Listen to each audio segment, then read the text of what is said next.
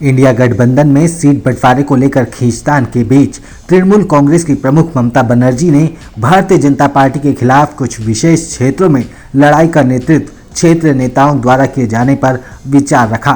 साथ ही सुझाव दिया है कि कांग्रेस स्वतंत्र रूप से 300 लोकसभा सीटों पर चुनाव लड़ सकती है। ममता बनर्जी ने साथ ही ये भी कह दिया कि वामदल विपक्षी गठबंधन इंडिया के एजेंडे को कंट्रोल करने की कोशिश कर रहे हैं। उन्होंने दावा किया कि तृणमूल कांग्रेस की तरह भाजपा को सीधी टक्कर कोई नहीं दे सकता है। कोलकाता में आयोजित सर्वधर्म रैली को संबोधित करते हुए टीएमसी नेता ने कहा है, मैं इस बात पर जोर देती हूं कि कुछ विशेष क्षेत्रों को क्षेत्रीय दलों के लिए छोड़ दिया जाना चाहिए। कांग्रेस अकेले 300 लोकसभा सीटों पर चुनाव लड़ सकती है और मैं उनकी मदद करूंगी। मैं उन सीटों पर चुनाव नहीं लड़ूंगी, लेकिन वो अपनी बात पर अड़े हुए हैं।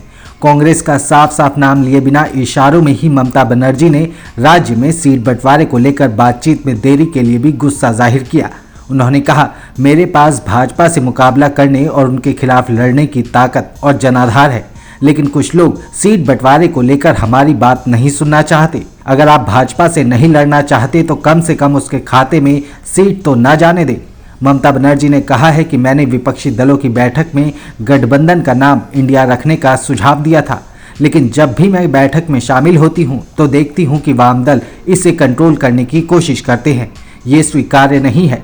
मैं उन लोगों से सहमत नहीं हो सकती जिनके खिलाफ मैंने 34 साल तक संघर्ष किया है। ममता बनर्जी ने यह भी कहा, इस तरह से अपमान के बावजूद मैंने समझौता किया और इंडिया गठबंधन की बैठकों में हिस्सा लिया। इसके साथ ही ममता बनर्जी ने लगे हाथ कांग्रेस को भी कड़ा संदेश दे दिया। उन्होंने कहा, केवल मंदिर जाना पर्याप्त नहीं है।